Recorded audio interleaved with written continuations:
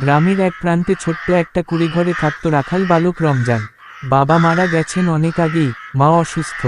সংসারের হাল ধরতে ছোট বয়সেই তাকে মাঠে নামতে হয়েছে গরু চড়াতে। প্রতিদিন ভোরে ঘুম থেকে উঠে কিছু শুকনো রুটি পোটলায় বেঁধে রমজান ছুটে যায় মাঠে। হাতে বাঁশের লাঠি, কাঁধে এক পুরনো গামছা। রোদ, বৃষ্টি, ঝড় কিছুই তাকে থামাতে পারে না। মাঠে বসে বসে সে দূর আকাশের দিকে তাকিয়ে স্বপ্ন দেখে একদিন সে স্কুলে যাবে, বই পড়বে, বড় কিছু হবে। কিন্তু স্বপ্ন আর বাস্তবতা এক নয়।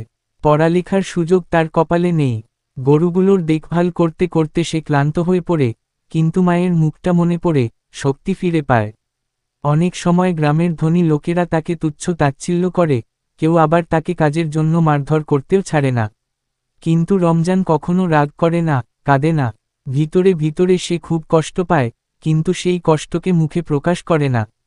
একদিন এক স্কুল শিক্ষক মাঠে এসে তাকে পড়তে বসতে দেখে বিস্ময় তাকিয়ে জিজ্ঞেস করেন, তুমি পড়তে পারো? রমজান মাথা নেড়ে বলে, নিজে নিজেই শিখেছি, স্যার। সেই দিন থেকে শিক্ষকটি তাকে সাহায্য করতে শুরু করেন। রমজানের জীবনে আলো জ্বলে ওঠে। অসহায় রাখাল বালক থেকে সে একদিন গ্রামের প্রথম সরকারি চাকরিজীবী হয়ে ওঠে। তখনও সে ভুলে না তার কষ্টের দিনগুলো, ভুলে না মাঠের সেই নিঃসঙ্গ দুপুর আর অসুস্থ মায়ের চোখের জল।